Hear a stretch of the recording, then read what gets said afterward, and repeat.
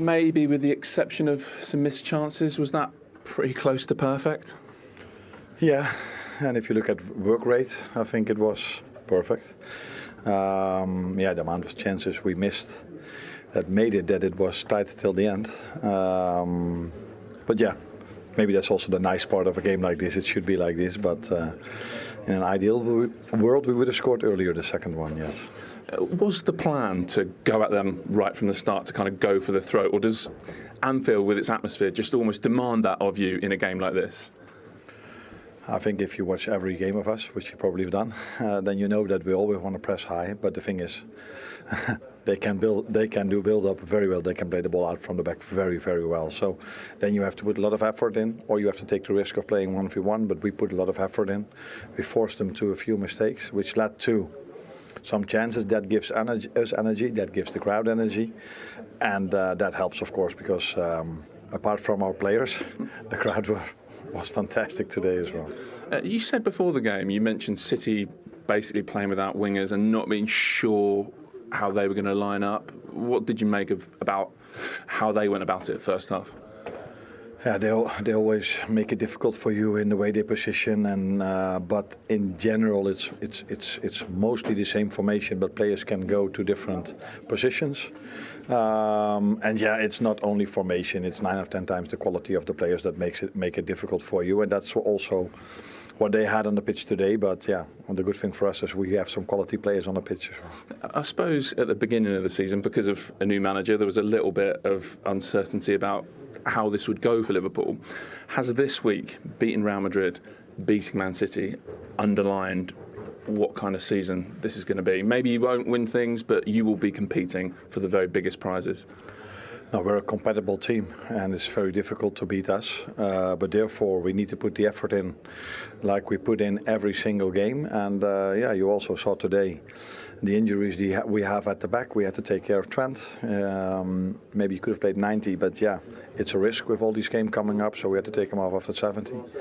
And Joe did really well today to replace Ibu, and Joel came in a, for him, unfamiliar position. So that is the challenges we face at the moment, but every team faces these challenges during the season, and it's up to us to get the best out of it, and that's what we did today.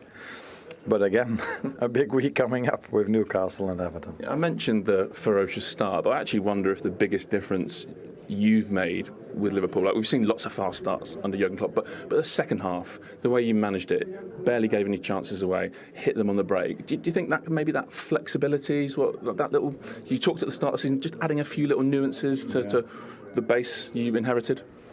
Ideally, I would have loved to see the second half being the same as the first half, but yeah, the quality of the other team is also that much that there are phases in the game or that they have the ball, and then it's up to us to defend really strong in and around our 18-yard box, and I think that's also what we did. If you want to win against City, like I think I said before the game, you have to be perfect in every part of the game: high press, low press, build up, in every part, because they bring so many problems to you. So and I think we came close to perfection. We weren't perfect. We came close to perfection, and that's the only win you can beat a quality team like City. And lastly, I think today was your 20th game in charge, all competitions. Can you believe how well it's gone?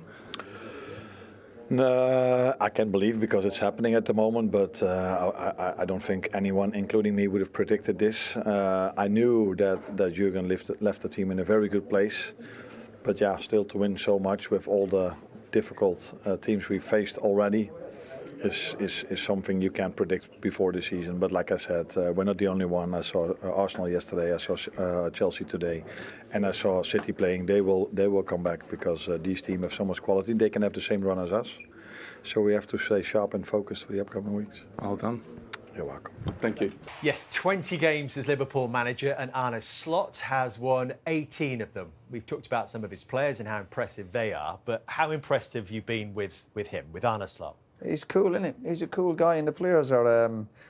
I think there was... Obviously, what helped them, I suppose, at the start of the season, there was no pressure on Liverpool, really, when they came in. Obviously, didn't really spend in the transfer market, so everyone was maybe seeing how this kind of goes, and he said himself, nobody would have thought they would have been so far ahead.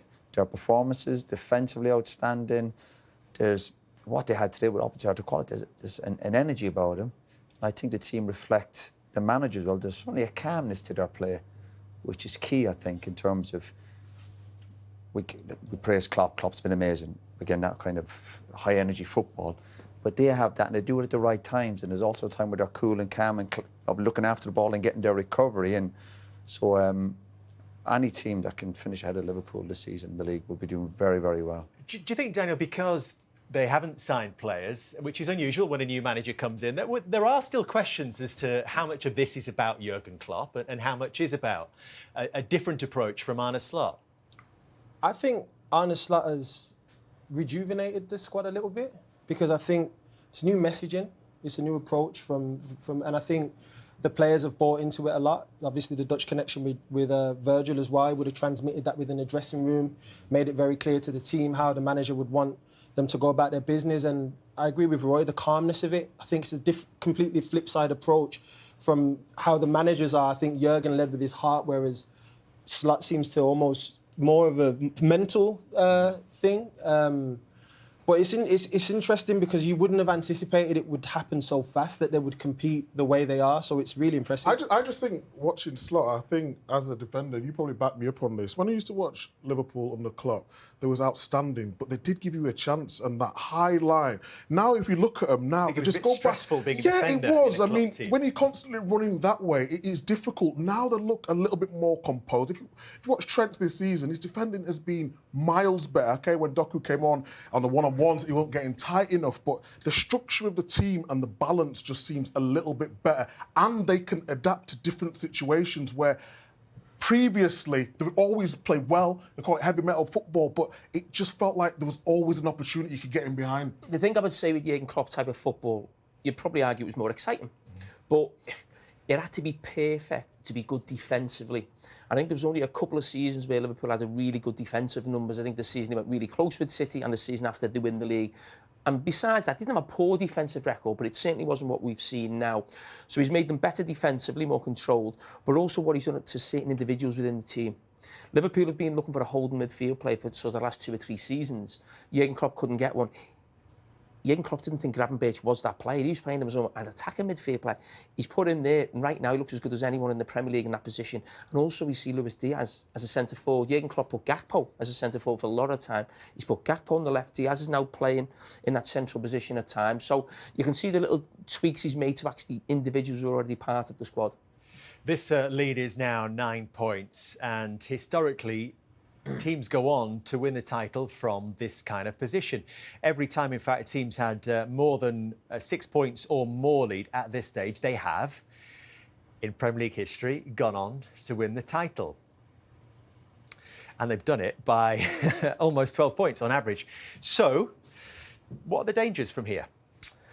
The dangers Don't not worry about so much any other teams, but in terms of Liverpool themselves. Well, just look at the injuries right now. I think if they got another 1 or 2 injuries, certainly defensively, they'd have a problem. A real problem. They may end up having to put maybe a midfield player, a full-back, or something like that. So that could be a problem. And also domestic cup competitions. Last season and a couple of years before that, Liverpool, at this stage of the season, were talking about 4 trophies. And one season they ended up winning the 2 domestic cups, but lost the Champions League final, lost the Premier League on the final day to City. Last season there was talk, Europa League, they won the Carabao Cup, and the FA Cup game at Manchester United just absolutely almost finished the season in some ways. Now, you cannot deliberately lose games or try and get, not do as well as you can. You're Liverpool, you have to compete in every competition. But if I was given the manager any advice, I would not be playing any first-team players in domestic cup competitions, because the reason no one's ever won 4 trophies in a season before, because it's almost impossible. That could be a problem for them. If they could just concentrate on the league and the Champions League, I think they're going to take some stopping. Only 75 points still to play for. Is anyone prepared to put the bunting up yet for Liverpool? Declare them champions? No, after 13 games, I think this, elaborating on Carragher's question, I think if they was to lose Salah or Van Dijk, we talked in January. Pre-match. It's different. We talked about the big players turning up. I mentioned Odegaard and Saka for Arsenal, obviously Rodri and Kevin De Bruyne for Man City. Salah, watching Salah is just incredible. not because I played with him many moons ago, but he doesn't have to even play well, but he still makes a difference in the key areas. Daniel talked about his pass, and then he's finished. He misses penalties, and nothing phases him. I was asking about Liverpool winning the title. That's different, but that's what I mean. I think if you lose Van Dijk and Salah, things become a lot. If they stay fit, then it's very difficult for everyone else. I don't know. I feel like Liverpool are looking, very good right now. I think it's. I agree with the guys. I think it's injuries. I think it's. Mentally staying in it and not letting opportunities slip by when you're playing against certain opposition. There's how you obviously win leagues is by beating the teams you're supposed to beat. And we've seen a lot of those teams actually are performing quite well. So it's about continuing to put teams away when you have opportunities in the first half today when you're missing 5 or 6 chances. You can't do that regularly and expect to win a title. I think whenever there's a week of 3 Premier League games in a week, a lot can change. Now, no disrespect to Man City, they've been amazing for the last 5 or 6 years. But when I looked at this week, I looked at Newcastle away Wednesday night and then play Everton away 12:30. That's a quick turnaround, and that's if Liverpool could come through that with 4 to 6 points, they are in a great position. Because if I'm an Arsenal player or the manager looking at the next 2 games Liverpool have had, they're not easy. you don't get any league medal in December. This team will take some stopping. There we go. Sounds like Jamie's almost got the bunting out, though. Not quite. Yeah. And I think live, we're going to be joined by the Liverpool manager, Arne on the back of this 2-0 victory against Manchester City. Very well done. Thank you. Thank you very much indeed for joining us. So, I mean, you've had some week. We'll come to that in a moment. But how did you enjoy that today, and how good a performance from your team was that today? Yeah, I think I've enjoyed 2 things. First of all, the performance of the team, and second of all, the atmosphere in the stadium.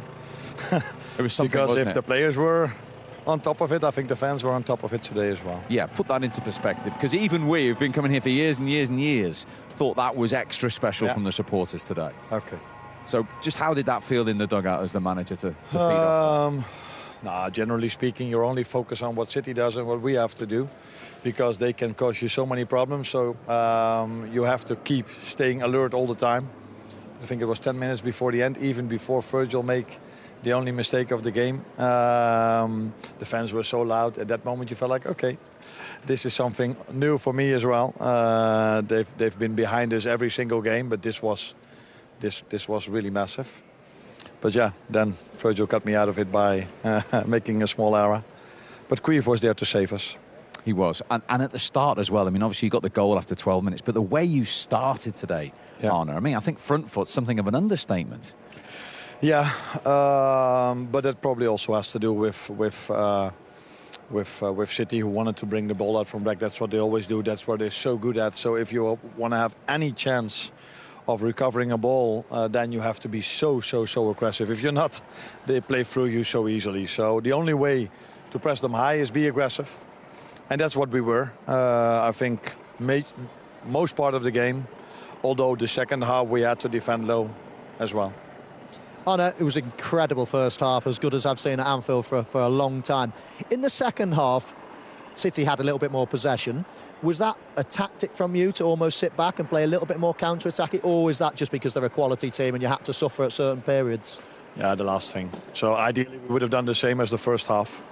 But yeah, you face a team that has so much quality, and I think after we made the substitution again, when Darwin came in, we had that same aggression again and maybe the legs again to press them a bit higher.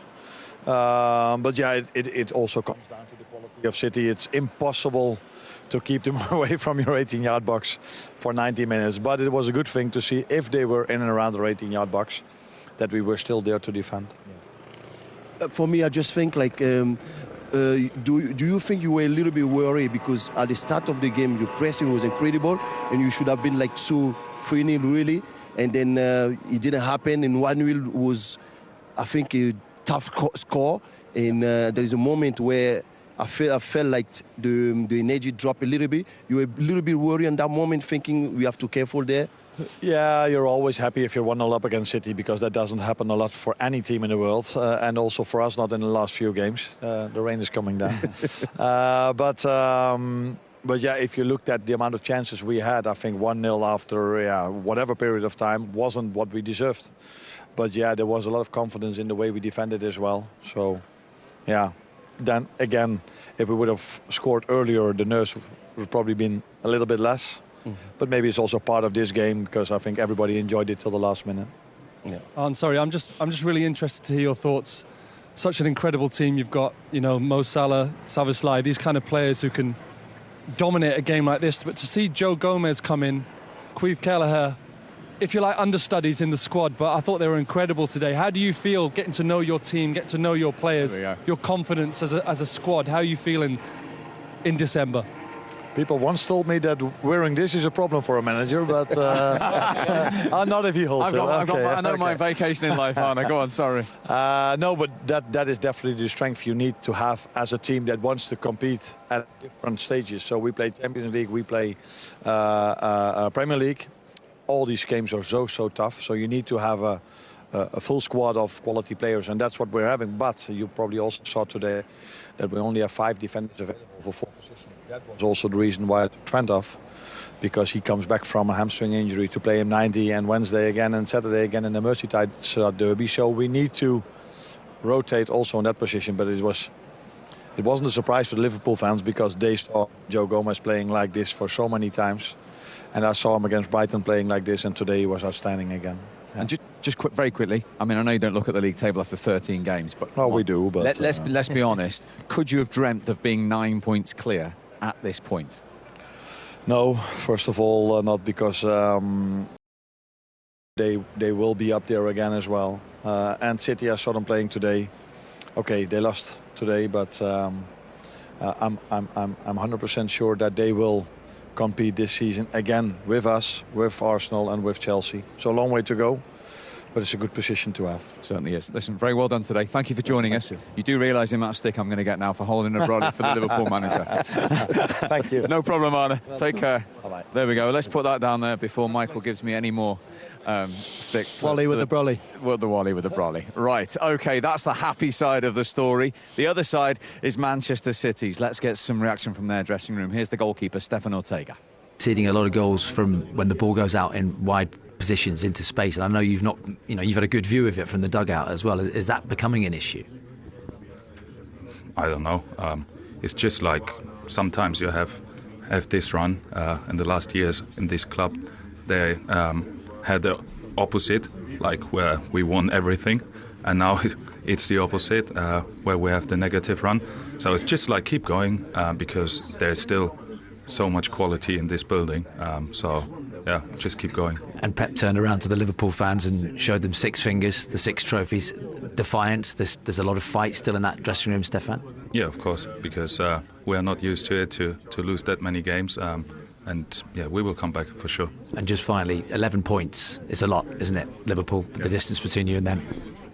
I don't know. We just have to look on ourselves right now and start to win, and then just go step by step. Manchester City's worst winless run since 2004. We've gone up in the stakes from the Liverpool manager to Steve McManaman. Of course he's got a couple of Champions Leagues to go on a slot yet before he reaches your level. What did you make? You were just alongside. What did you make of that today? And the whole atmosphere, the whole ground. Oh, yeah, it was magnificent, wasn't it? The fans, the crowd, the noise. I thought the team, Liverpool, were very, very dominant. As dominant a performances I've seen against Manchester City in a while. Very impressive. Manchester City, on the other hand, I thought they were a little bit naive in the first half, trying to play out from the back and constantly getting caught. And I felt sorry for Erling Haaland. He wasn't really in the game. They didn't knock anything long to him when it wasn't working. But you can't get away from the fact that Liverpool, whoever plays, who's ever in the starting 11, is in wonderful, wonderful form. And, the fans left here very, very happy. You, myself, Michael, we've had this conversation earlier on. You were one. Let's not get too carried away. They've not played anybody yet. When you look at it now... I never said that. Earlier on. No. You said the big boys are still the big boys are going to come, Arsenal, Chelsea, come Manchester New Year, City. I said, absolutely. But now they've played them all, and they haven't lost to any of them. They've beaten most of them. Yes. And again, I'm not going to stand here with you, Steve, and say, they're going to win the league and they're going to be this. I mean, the performances and the level of performances have been outstanding. The results equally. You know, they've got now a big lead ahead of everybody else, so it's up to Liverpool now to keep on rolling along. But I'm not going to say they should win the league because of X, Y and Z. I've said before, you have to keep everybody fit, you have to keep everybody hungry, and if they do get a number of injuries to key players, they will struggle. But at this moment in time, they're in such a dominant position, it's fantastic to see. To beat the European champions and the English champions in a space of 4 days without conceding a goal here. It's some week, isn't it? You look at that and you think Real Madrid and then Manchester City. You know, they're in a good position already in the Champions League, so even if they had got a draw, it would have been absolutely fine. But to dominate them and then to come here and dominate the reigning champions as well, and it was a total domination. I mean, City deserved nothing out of that game. It's impressive, and as Maka says, they're in great form at the moment. But we've seen, so was City 2 months ago, and they've been in great form for 4, 5, 6 years. So it just shows you things can go wrong. One big injury, one problem off the pitch, something can happen and it can derail you in this game. So everybody's right in thinking, right, just a game at a time. And I know it sounds boring and monotonous, but it's a game at a time, because things can go wrong quite quickly. But at the moment, I mean, if Liverpool keep this form, they're going to win the league 100%. I mean, that's the problem. You sense this, Marco, in that great Real Madrid team that you played in. When you get on the pitch, the belief you've got. If you're in that Liverpool dressing room at the moment, it doesn't matter who you're playing. When you come out, Real Madrid, Manchester City, you're believing you're going to win every game. Yes, and what's also that like? What's that? Yes, but Steve, you've heard the noise. You heard the noise here Wednesday. You heard it today. You know, if you're a member of the opposition and you come here, you almost feel as if you're 1-0 down when you run out of the tunnel. And they were constantly singing and getting behind the team and whistling the opposition. That really plays a part. And you know, the fact that Liverpool are coming out onto the pitch, they feel as if they're just going to run over Manchester City. That's what you felt today. You felt if Liverpool were at it, that midfield, you just thought Gundogan in there, Nunez in there, Bernardo Silva, you just thought Liverpool will have them today. Liverpool will run all over them today. And I thought exactly the same when they played Real Madrid. Real Madrid had a few weaknesses, of course, through injuries. And that's what you thought about Manchester City. Without Rodri, without Kevin De Bruyne, star names of the past, you just thought to yourself today, Liverpool will win. And you were waiting for something to happen to prove you wrong. And actually, it was never coming, wasn't it? As Michael rightly said there. Manchester City didn't really offer much, even with the substitutions. I thought Doku came on I thought he did well when he came on to a certain extent. But there was no final punch to what Manchester City had, and that's very, very rare to say, because normally they are ruthless. So they have to find a way to get back into this title race. They need to start getting wins from somewhere. They need to change it round. I don't know what they're going to do, but they certainly need to get one of the best centre forwards around at the moment into the game more, because he hardly got a touch today. I thought Gomez, and considering he hasn't played, and Van Dijk were brilliant. I think when you lose a little bit of confidence, because as a top team, they've never been in that situation. And at the moment, every player from this team are losing a little bit of confidence, and that's really difficult. And they need something. They need to win a game, and then the belief to come again. You know, because as a player, it's always really, really tough when you go in those moments. Yeah, you could tell, Colo, they've not been in this situation before. As I said it before the game, a lot of the players haven't experienced full stop in their career, and certainly in their, the modern day Manchester City's career. So they were just looking at each other, who's going to step up? And I actually didn't see anyone necessarily taking control of the game. Rico Lewis tried to take a few balls on the half turn. Other than that, Haaland, as you said, but he barely touched the ball. They didn't, and any time Mike had his number, he was ready. He was waiting. He knew. He could tell when Man City was almost a desperate ball into the middle, and he said, "Yes, please, I'll deal with that all day long." And then there was just, Arne Slot just talked about that one lapse in concentration. But we know Kevin De Bruyne in form there. Yeah. Slots that, goes and gets the ball out the net and makes it an interesting last 10 minutes. But didn't even the whole stadium didn't really skip a beat. He saved it. They moved on, and it was like it never happened. From the start of the game, there is few moments where Bernardo Silva, which is the calmest player in the team, he smashed 2 balls. Ball coming, normally you control the ball and then just get control of the game. But from the start, you could feel like they lost a little bit of confidence, and they need to get that back. It only will come by winning a game, and that's it. Yeah, they play Forest, of course, next, who are the only team to beat Arne Slot here. I don't know if you heard the Mo Salah interview there. I didn't know, sorry. He joked and he said, probably the last time I play for Liverpool at Anfield against Manchester City. Well, you're laughing. Is this a game of chess here? Of course it is. I mean, Steve, we don't know the nuances of his contract. I don't know whether he wants 4 years or 3 years or 2. Liverpool want to offer 2, for instance. He might want 4. You know, you can imagine Mo Salah's contract is very complicated, image rights, because of where he's from and things like that.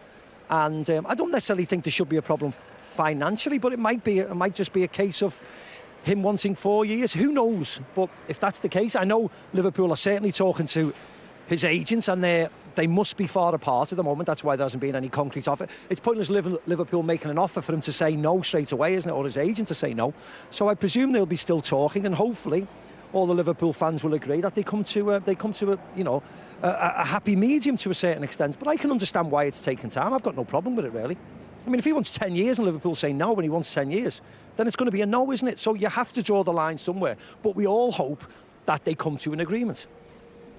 How do you see it in terms of, because he's gone vocal and he's gone public, does that show to you that he actually does want to sign? Yeah, and I think so. It's just almost putting Liverpool's hand to the fire in many ways, and almost, you know. That's exactly how I think. I think he wants to stay.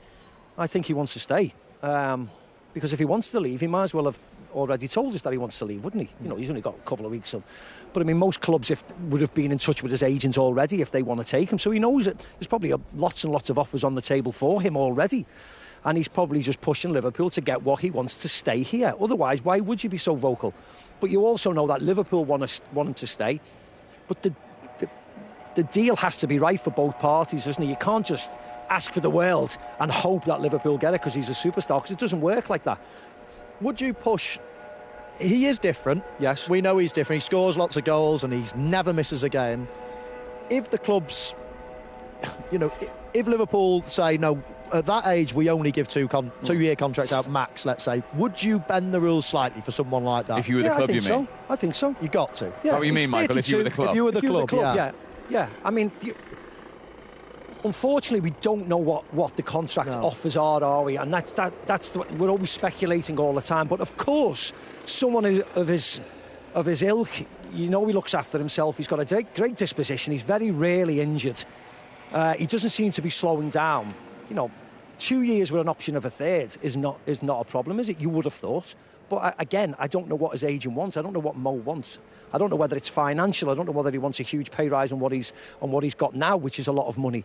So you have to be able to justify everything, whether it's whether it's wages, whether it's length of contracts. You have to be able to justify it to everybody else, because you might come up short if someone gets a bad injury. You never know. And he's not 33 till next summer. Well, we'll watch that space. Thank you very much indeed, Mark and Mo Salah on the score sheet against Manchester City again in this victory today.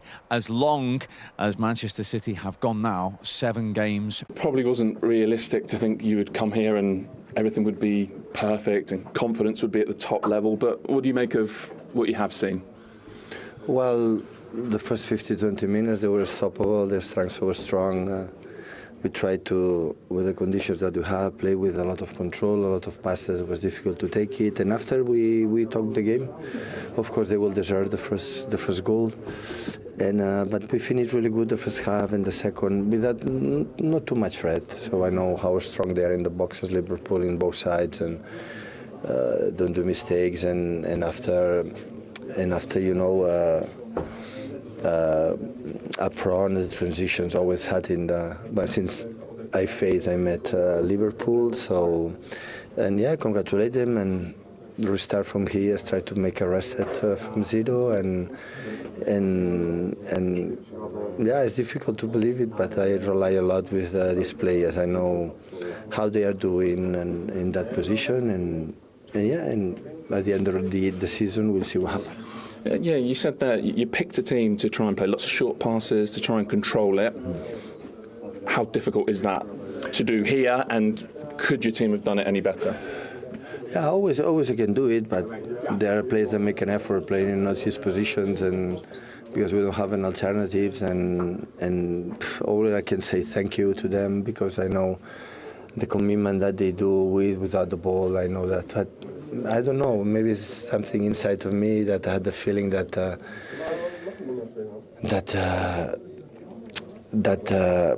we will build from here, you know, restart and try to make some good run and try to, you know, to win games. What will it take then to reset, I think you said, to build from here? What will it need? No, there is a moment that, there are moments that maybe we'll have to make a click, and we'll do a click and everything. So today, Kevin make a good minutes because we need that pace and didn't have when I see the last games, and Jack played good in that position as well, and Jeremy got a good in that position as well, and Jeremy got a good minutes after 1 month out. So so Bernardo, Rico, and a lot of minutes in his legs, and Nathan was exceptional against maybe one of the most toughest wingers ever, and with Mo Salah. So I take something. So congratulate, I would say, Liverpool. They deserve the victory and accepted the situation right now and build from that. How tough or how significant is not just the injuries, but the players that are out there, maybe having to come back into the team early, so there's guys out there who aren't 100% fit themselves? Yeah, that's what it is. With the pre-season as well. Pre-season, we didn't have pre-season, started Community Shield, and the players come back a bit late, and after injuries, and I know, but we had to survive with that. So I think we compete. We didn't create that much chances, but in certain moments we were there in terms of what we wanted for the pace that we have right now in the middle, especially. So in terms of duels, they are stronger, and you have to survive with the ball. If the game is, transitions, we don't have Gundo and Rico and Bernardo, or I don't know, to make a transition the 30-40 meters that they have with Gravenberg, it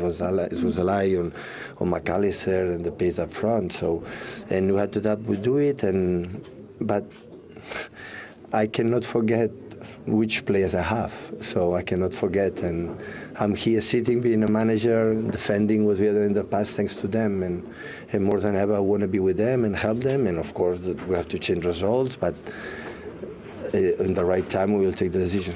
Yeah, you talked there about defending what you've done in the past. We saw you hold 6 fingers up to the crowd during the game, again at the end. All the stadiums want to sack me. Oh my God. I started with Brighton. Maybe they're right. Maybe I must be sacked for the results that we have. But I didn't expect an Anfield that. So you didn't? No. With 0-1, I 1-0 for them, didn't do it. With 2-0, and maybe we should do it in the past, sing the song in the past, not now. Now let's take advantage. I didn't expect for the people from Liverpool, but it's fine. It's part of the game. I understand completely and accept it. And we had an incredible battles together. They win, we won, and I have a respect, and that's it. Is this going to be not just a day, but a year where they win at 11 points behind them now? Are we going to have new Premier League champions this season, do you think? Well, I said before that game that we are not in the position in the results we are getting to think about in the big targets, but the season is long, and we have to try to make a result, and after we come back, some players will come back, and after everything will be better, and we'll be late maybe, I don't know, but there are many things to fight, and yeah, we're going to try. Thank you. You're very welcome. Midfield's a huge problem. The only thing I would say to that, Cara, is Kovacic, missing Kovacic as well. And we know... But he can't run either. No, but in terms of the way Man City set up, when they played in the games that they normally dominate possession, it's on transition, which we've talked about Man City. It's like when you're playing the top teams now. So I still think they're getting to the top 4 because they dominate the ball so much. They're not often in these positions where you can get exposed, But I think they do need a defensive midfielder, personally, a defensive-minded midfielder. When you look at who they have now, you've got Nunez, you've got Kovacic, you've got Gundogan, the list goes on. The majority of those players are attacking-minded or control players. They're not ones so what that happens are if thinking... they don't get one of those? In the context, they lost 3 games last season. They've lost 4 on the bounce. I don't believe that they certainly won't be in the title race if they don't, in my opinion, if they don't sign a defensive midfielder, because... you're conceding chances against teams that wouldn't typically get chances against. But what about Jamie's point? They could slip out of the Champions League. I think that's a step too far, personally. I think they'll be in the Champions League because I think the best players they have will perform. They're in a rut right now. Haaland's not taking chances. Players aren't performing to their level. But there'll come a point when it will turn, and Haaland will be flying in, or maybe bang off 10 goals in a row, and then we're like, oh, they're back again. So you can't rule them out completely and say no Champions League. I think they get in the Champions League, but challenging for a title I think they need a defensive midfielder to do that. I go back to the Liverpool situation. Liverpool finished 5th that season. Now, we know these two teams have been battling for the title for so long, but when there's a lack of energy in there and everyone thinks you're vulnerable, I mean, Manchester City finished at one stage in the second half. They had Bernardo Silva and Rico Lewis as central midfield. I mean, Bernardo Silva I absolutely love. I mean, what a player. He's not a central midfield player. Rico Lewis is, a decent player, but I mean, that's nowhere near enough. We're talking about, I'm saying, could they finish above? I don't think they'd finish above Arsenal or Chelsea. Look at what they've got in centre midfield. Look at the 3 midfield players Chelsea played today. Look what Arsenal have got midfield. The energy, the power. They can't compete with that at the moment, Man City. Meanwhile, are Liverpool looking an irresistible force right now? Absolutely fantastic. Yeah. And they've only had... but, we have to praise the manager. He's done an amazing job. But they were a decent group he took over. And whatever he's added to it, obviously his personality and... Nobody thought, though, Roy, no, of course they would go not. on this run. No, absolutely not. Of course not. But that's the game we all love and watch. And you're watching teams and it can be unpredictable. And if you said at the start of the season Liverpool would be where they are now, you wouldn't believe them. You think they need locking up. But their performances, defensively, they're very good. Again, their big players are turning up for the big occasions. I know there's been a standing joke. They've not really been tested yet. But when they've had been... even last week, I was at the Southampton game. They were awful, but they scored 3 goals and they won the game. Today, they're on the back of a big result in Europe. They turn up today. And when the game started, we're talking about the physical side of Liverpool against Man City. We're thinking, no way were Liverpool losing today. Absolutely not. And it wasn't just their effort. They showed great quality. And their decision-making in terms of possession was excellent. So did the first goal come down to decision-making? Did it come down to individual quality in that moment rather than any kind of team shape? Well, again, decision-making and quality. When you see Trent on the ball and he's got time, as a defence, you've got to back off. And again, we talk about, I've said before, defensively in moments, they don't have that intensity. Man City, even still, very, very good player from Liverpool, but where's the intensity from City? This is a world-class ball from Trent, but we've seen Trent do this many a time. We see Salah with the space, and when he's running at you 1v1, you're in trouble. Now, a lot more happens after this. It's a brilliant ball in. We look at people like Walker just switching off. It's a brilliant ball, and we see people like De Bruyne are just off it, Silva just off it, and these players have been producing for years and years, and when they're all off it, it's like the perfect storm at the moment for the opposition teams. City are just off it. Brilliant ball, brilliant goal, one-touch finish. We talk about Salah turning up. He's got a goal and assist. How many players are this relaxed and have this much time in these positions? Well, that one makes him more class. It's the end product. He produces. Micah, what about the City efforts defensively in that field? Yeah, well, I talked about Kyle Walker, and I'm not picking on him. He's captain, but the captain's supposed to be the leader on the pitch. But just look at his position here with Gakpo. I mentioned about not getting back in as soon as possible. He's jogging in. He doesn't know where Gakpo is. By the time he looks, he's already behind him. You have to get back in early and face the ball. This is what's costing Man City. Yes, they didn't have a great day today, but it's individual mistakes that keep costing them. If you have men back and you get midfield and just a little bit of protection, you can get that away. But the fact that he's just ball watching constantly, and I've sung his praises for so long now with Kyle Walker, but we need him now to be the leader on the pitch. Get people back in position early. That looks talk, a robust organisation conversation between those two. Yeah, look, I'm not here to pick on play. It's a system. If you played him that, of course, he's played right back at times where he's had to provide the width. When you got Rico Lewis going inside, you have to be high and wide. But he's still a right back at the end of the day. Get back. I used to do it all the time. It's one of those where you constantly think that your pace is going to get you out of trouble. And when you get older and you start losing a little bit of pace, then you constantly... I just think that the ball was amazing. And as the attacker, I've been a Gakpo in that moment when you gamble because you think my mate has it in him to play that pass, or a deflection happens and whatever. That's your job as the opposite winger to make that run. From the fullback's perspective, I don't know what goes through a fullback's mind in thinking, I've got to make that run and play other people on side. I don't know how that works. I think defensively, you're hoping it doesn't go in, or the attacking players believe it's going to go into that position. Absolutely. You're talking about maybe a separate issue when you're talking about his pace. That's been a problem for Kyle Walker since we first seen him. But he was that quick, not in situations like that, because he got caught out in the summer. I think it was maybe 3 goals against England in the summer, where he gets done at the back post because he can switch off. That's always been the negative about him. he has a little look and he just doesn't look again. And Gakpo's brilliant at scoring at the back post. But you see, he has a little look over his right shoulder there, and then he doesn't look again. I mean, he just switches off there for a second before, it's in the back of your net. But that has been a problem throughout Kyle Walker's career, and that's never going to go away. Jimmy, if an attacker can see a defender's number, he's in trouble. Yeah. He's not aware what's around him. And Walker, for all his experience, he's either unaware what's around him or he takes the gamble that's not going to go in there. But the problem he's got now as a player is that's always been a weakness. That's nothing to do with his age. But his athleticism would be that good in the game that if he let in a goal like that, maybe every 5 or 6 games, you go, I'll put up with that because he saves us on the counter-attack or he's bombing forward, getting crosses in. You're not getting that side of it now, so it becomes a little bit of a liability for Man City.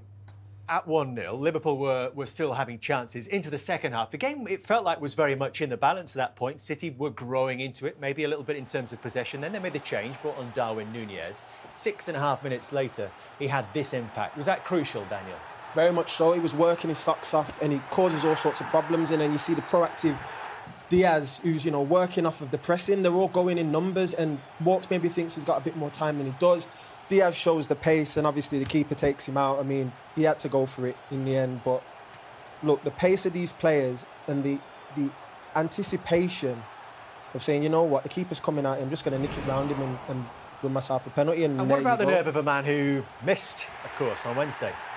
I mean, in these moments, probably when you miss a penalty, you want one as quick as possible to get it right. Did you? No. I didn't, to be fair, because I wasn't on pens, but I know players who have obviously, missed the penalty, and it's like, can't wait for the next game to put it right. If you miss a chance as a striker, I've missed one, can't wait for the next game to put it right. So I think in these moments, you're like, I've prepared for this, I need to now shut people up. Now there's not a question of, can he take penalties, is he big, is he this or that? It's like, no, I've done it already now, let's move on. Do you think that tells us a little bit about Mo Salah, if indeed we didn't know it all already? Yeah, there was no doubt he was obviously going to take it. And I think the top players do move on quickly when they've had a little disappointment or a setback. That makes them great players. They're not afraid to lose. They've got bottle to step up again. And Salah certainly has that. And even over the last few weeks, and even with the interview after, he's a bit chirpy with his contract stuff. And he's shown another side to his personality. And he'd done that in the last year or two when he was taken up in a few big games for Liverpool with Klopp and he was spitting his dummy out. So he's showing that other side to him, that he obviously cares about the game.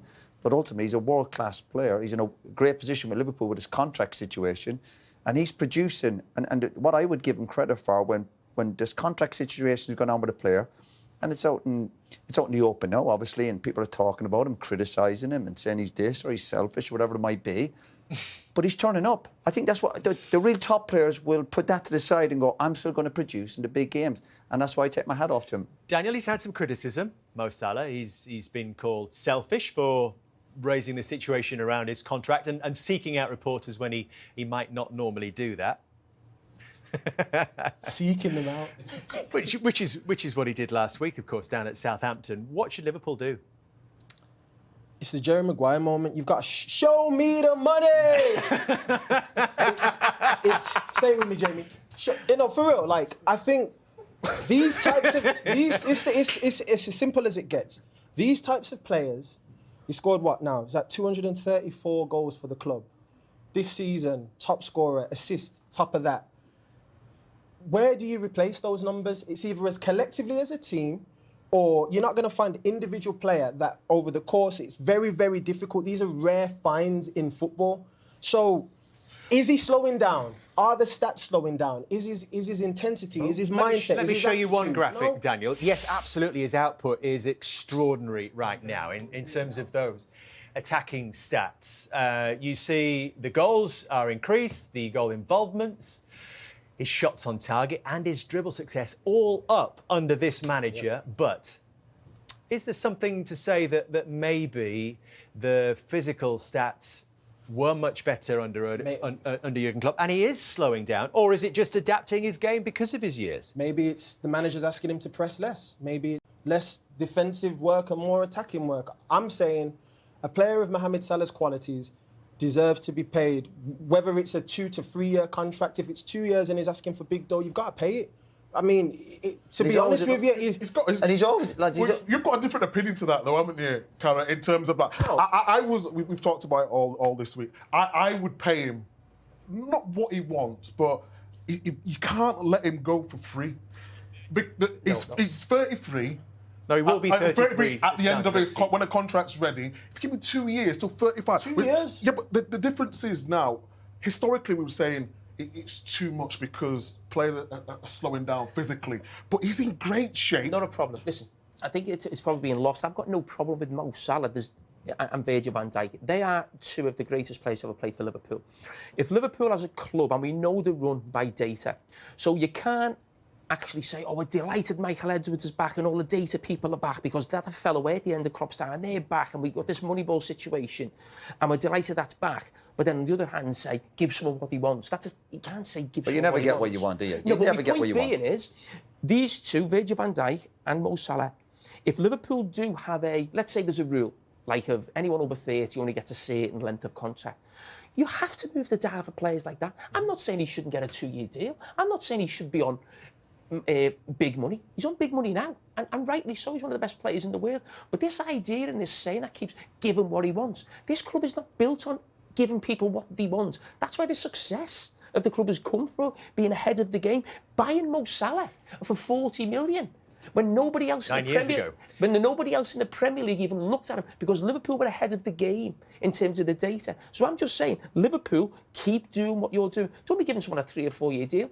If you normally give someone an extra year, no, you move the dial for a Mo Salah or a Virgil van Dijk. There's no problem. There has been, suggestions that part of this reason that City are struggling right now is because they're an ageing side. Some people say they're a side in decline because of that. If you're giving Mo Salah another 2, potentially 3 years, Virgil van Dijk another 2-3 years, might they be in that situation quite soon? I personally don't see Mo Salah and Virgil van Dijk slowing down at this particular stage. Maybe in a couple of years, maybe I don't know. I'm saying right now at this moment in time, they obviously should be at the football club next season. It's not a question of whether they should be at the club or not.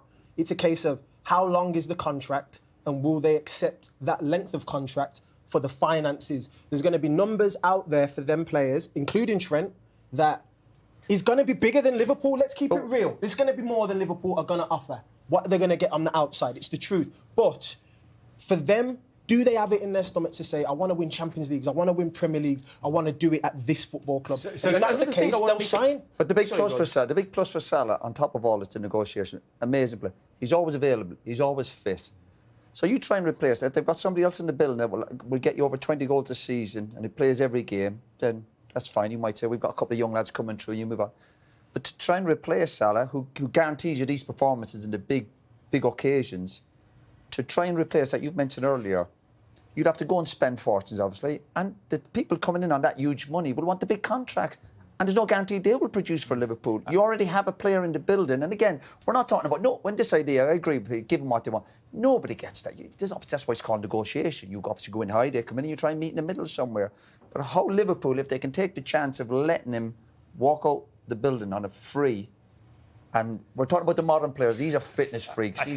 I think last season was the first time he dropped below 80% of Premier League minutes in his Liverpool career. Do you have any issue, just finally on this, Daniel, any issue with the way that he's sort of, as I say, seeking out reporters last week? He's mentioned it a few times already this season. If it does potentially put the club in a difficult place, have you just got to do, as a player in that situation, everything you can to win that contract? I think each player goes about it in a different way. Some guys, like Trent and Virgil, haven't really spoke about it. Mo's a different player and a different personality, so each person's going to approach it in a different way. He's gone about it the way he feels is going to get him the result he wants. Do I agree with it? No, I don't agree with it, but I think... So you agree with me? No, I don't agree with you. I don't agree with him. I don't agree with him, but what I'm saying is... My personality, I'm saying he's speaking more with the press now. So do you agree with that? Do you think that's right, or do you think it's wrong? What I'm saying to you is players who have individual mindsets go about things in their own way. The likes of Cristiano Ronaldo was questioned at times, and Ronaldo would do interviews or go about things in certain ways. There's individuals out there whom, when they're at the top and they're one of the greatest, and they start getting questioned or things don't start to go their way, they approach things in a way that says, do you know who I am? Do you know who you're messing with right now? Like, I'm Mo Salah. I've done all these things. Just like in an interview, it goes, well, yeah, great players see those passes. Like, He's sure of himself. He doesn't doubt himself one bit. So if you don't want to pay me, that's okay.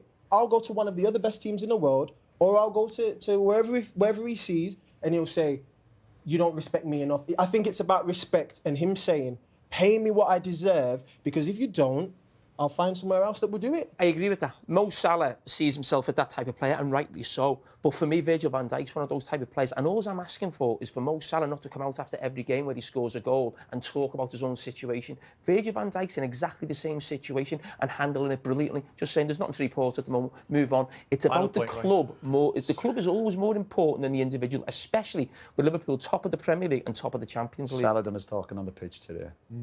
That's where he done his talking. Take more note of that than the odd quote or the odd little tantrum. Give them all what they want. Let's have a look at how the penalty came about for Mo Salah to score his latest goal against Manchester City. Yeah, well, I think the one complaint here from Manchester City is that Mo Salah was in an offside position. You see him there at the top of the screen, and if that ball, and he starts making a move towards it. However, you know, that's the debate. I think it's fine, personally. What about the City goalkeeper's point of view here? Does that affect Ortega's decision in any way, Joe? That was the first time I had it in mind to really work out what he was thinking, and I think immediately Salah makes an impression that he's not going for that ball. I think it's very intelligent from Mo Salah, actually, and Ortega realises he's going to have to deal with Diaz. There's that obvious turnover that no one wants to see, that no one expects. As I say, when Man City were playing backwards today, I thought they were really poor, whereas usually it's just an option to recycle. They look vulnerable. I think that's perfectly fine, perfectly fair. I think for me, you know, the variety of Liverpool of playing short passing and playing long when they need it was crucial today. And I think that's City struggled a lot with that, because City like to put the pressure, but Liverpool was not afraid to play the ball behind. 1v1 running in your goal for a defender is always difficult, and we saw that on the penalty here. Yeah, the more I see it, the more I think it's absolutely fine. I can understand people discussing it. I can understand if Pep Guardiola says I think it's offside, but it's not. It's not. I mean, he doesn't really make an attempt to go to the ball or to play the ball. Yeah, he's in an offside position, but that's not an offence in itself. He doesn't run directly. Look, he runs 5 metres to the side of it. He's constantly running in parallel to the ball. That's not offside. That's a good decision, and that's a definite penalty. Yeah, I think intelligent play all round. And it was really interesting to see the battle, Luis Diaz versus Kyle Walker. We were right up close to it. They were smashing each other the whole time, trying to get one-ups, and I think Diaz won the battle today. And we saw, obviously, Mo Salah at the other end here in the week in the Champions League against Real Madrid, missed the target completely from the penalty, but very well, coolly taken today. It was a lovely penalty, right in the corner. And as you say, that has to be going through your mind. If you've missed a penalty only a few days ago, then, of course, you're going to be thinking about it. And then to have the calmness to place one right into the bottom corner it just shows you his mental strength. I know, I've done it myself. You take a penalty, you miss one. The next one, you are a little bit panicky. I tend to go for pace after that, thinking, you know what, just smack it as hard as you can and make sure you keep it underneath the bar. But really, calmness is the way forward, and he showed great mental strength for that. Mind you, this is a guy who's got 29 of 35 Premier League penalties now, so we shouldn't really be doubting Mo Salah too much. He's a big moment player as well as a big game player, Cole. Absolutely, that's why he's Mo Salah. That's why he's special. In the big moment, he will step up, he will take the responsibility to shoot the penalty. So many players will just turn their back and think like, oh, you know, I missed a very important penalty against Real Madrid, and then this time I just give to somebody. We just step up, get the ball, and score, which was a big moment, because I felt like City were coming back a little bit. I was just about to say that. Did you feel that at 1-0, that there was a chink of light for Manchester City before that penalty? There certainly was a chink of light. There was some good football being played, but I thought Liverpool really controlled. Obviously, in the first half, this was coming. You could really feel this first goal coming. Brilliant movement, great ball across from Salah. But the second half that we were just talking about there, it wasn't necessarily happening. But yeah, like I say, this first half was breathless. Yeah, they played that ball a lot, didn't they, into this right-hand side for Mo Salah to chase. And, I mean, he's so quick. And then once he picks the ball up, he lifts his head up, smacks it right across the back post. I think Kyle Walker would be disappointed to let Cody Gakpo get ghost in there. And Gakpo's does really well. Gakpo's having a really good season himself. 6 in 8 at Anfield now. Really good. And you know what I like? Some people would hit that over, you know. Some people always try to hit it in the middle of the ball with their boot. Just sometimes let it hit you. Take the pace off even if it hits you on the shin or on the knee or anywhere, just make sure you sort of guide it into that was never going to go over. And I had an opportunity to, Steve. It looks easy. But that ball was coming across with pace, and he's having a really good season. But Mo Salah, he was the difference again today. When you play higher line like that, like Man City, you expect your goalkeeper to be a little bit high up to just cover for a long ball. But that ball from Alexander-Arnold is just on the side, and the goalkeeper can't get there. And that creates a big problem then for the back line, because they are late, they're running. And Mo Salah done really well there. He just fixed Kanji and put the ball there. I'm a little bit disappointed with the goalkeeper, because the ball there, I think he can touch it. Yeah, if he can touch the ball there. And for me, he should touch that ball. And for Kyle Walker, I think a little bit difficult, because the ball goes in the goal, and there's a moment as a defender you just have to stop a little bit. That's my opinion as a defender, of course. No, not having it. Union. Not having it. No chance. I think it's an incredible ball. The more I see it, he's just, obviously the way he answered it, he's a good player, as Mo Salah pointed out. But he is, oh my God, that ball is absolutely beautiful in between about 3 or 4 Man City players, just out of Ortega's grasp. If he gets a feather, maybe he does. Carlo, what do you want him to do there? I just want him to touch the ball there. He did. He touched it, but not enough, in my opinion. Because as a defender, when you're running to your goal, it's really hard to touch that ball. Because if you touch it, it's on goal, really, because it's inside the 6 yard, you know, and it's difficult, in my opinion. And that goal was coming, wasn't it? At that point, I mean, Liverpool were absolutely all over them. And when this place is buzzing like that, when the players feed from it, I said at half-time, I've watched Liverpool for years and years and years now. When they're in that type of form, I don't know what anybody can do. That's the best manager in the world sat there. It's probably the best team we've seen in years and years, if not ever, in the Premier League. I just don't know how you can stop those waves of attack. Liverpool are so good. The atmosphere is so... I don't know what... I mean, if you're in the dugout, how can you... It's very hard. It's very, very difficult, because the intensity they start the game on, it was incredible. And the pressing, every time they get the ball, the transition to go forward, and every pass was going forward, and they were really aggressive as well. And you could see, like, in second half, they lost a little bit of energy, which give Man City the control of the game. And of course, defensively, they look really solid. Van Dijk was unbelievable. We spoke with Artie there. He was like a magnet. You know, every ball was coming on him, calm.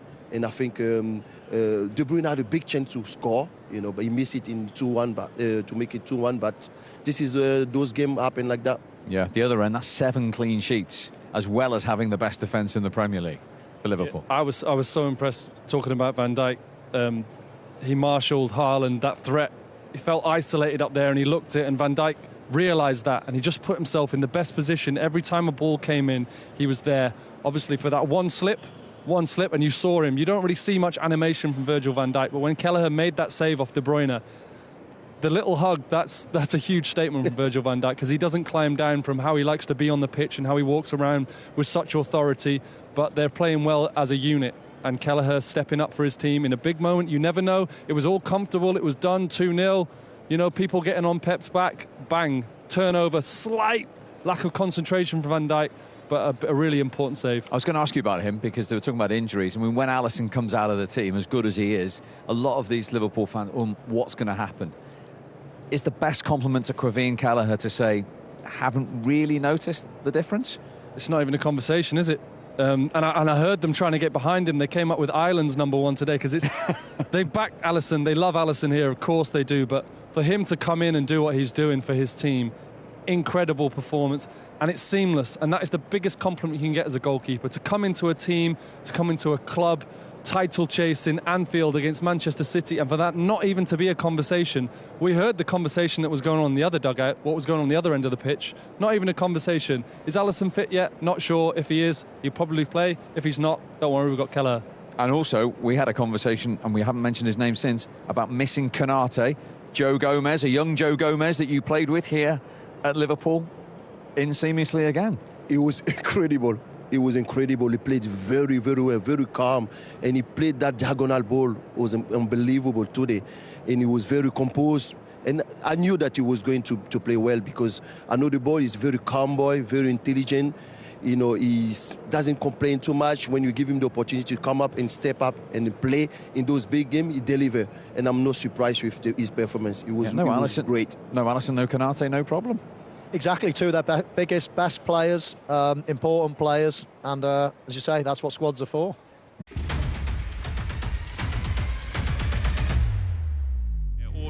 Martí, que si no está es por motivos de fuerza mayor, así que todo el ánimo para él, un abrazo grande y veremos si su Rayo le puede dar hoy una alegría. En troncos de Sergio García junto a Verdú cuando ya se cogen esas cartas secretas. A turno de Aitor Vives, encara Aitor, arriba. Desviado el remate de Aitor Vives, la llega a tocar Paul Lechuga. Días en los que quizá podrían haber tenido mejor resultado, los porteros han estado ahí. Viene el balón para Manu. ¡Oh! Precisamente un portero es quien le da el primer gol a Troncos. ¡Gol!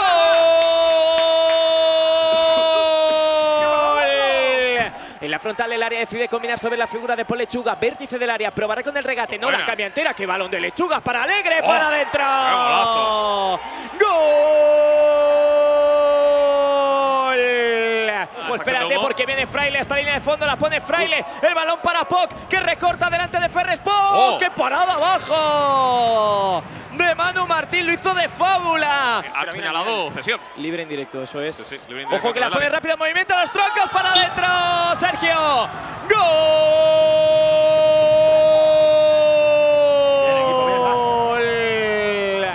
Vamos al penalti, presidente.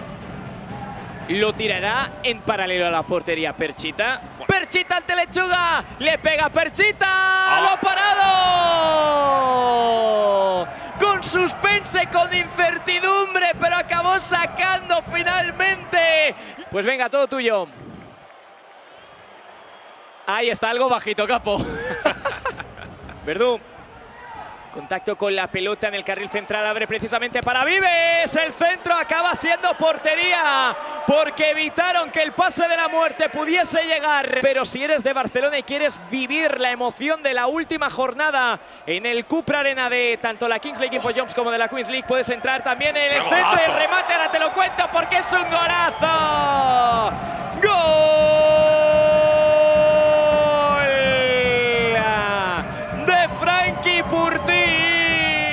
Frankie Purtí, irá Frankie para darle la vuelta al Rayo. Frankie lo ha parado. Lo ha parado Manu Martín. En la porfía con Ian, en todo caso no se aplica nada y viene el ataque ahora de los Troncos. ¡Lechuga! Román Alegre está bien, gol doble. Gol doble para Rayo. Sí. El capitán de los Troncos combina con Vives. Lechuga. Era muy difícil porque le botó justo en el momento. Un penalti shot-out. Tanto sonoras como lumínicas del Cupra Arena. Sorroche para el tercero. Lechuga. Decide combinar sobre Paul Román. Aparece Román Alegre que filtra el envío. El remate para adentro. ¡Gol de oro! ¡Cántalo! ¡Gol!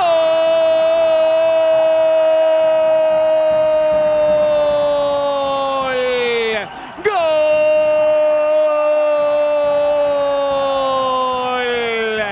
Del Rayo de Barcelona. Llegar y besar el santo Joel Paredes. Frankie Purtí, Prime MVP, por fin ha llegado esa victoria tan esperada para el Rayo. Sí, ha costado mucho. La verdad que aquí ganar cuesta muchísimo y hay que valorarlo mucho. Y como ha dicho el míster, al final hoy era un partido amistoso que encarábamos como preparación para el partido donde nos jugamos la vida, que es el partido de play-out del Mundial. Y esperemos que esto nos sirva para encarar una buena dinámica y encarar ese partido de la mejor manera posible. Hoy no ha podido estar el Presi, no sé si nos estará viendo desde casa y no sé si le quieres decir algo. Yo creo que sí nos estará viendo. Le mando un fuerte abrazo. Esta semana ha sido una semana difícil para él y espero que le anime, tanto la victoria del femenino como la nuestra este fin de semana. Espero que le anime y que le ayude a pasar la semana de la mejor manera posible y decirle que le queremos mucho y que vamos a dar la vida para que el Rayo esté en el Mundial. Ojalá que así sea. Enhorabuena. Gracias.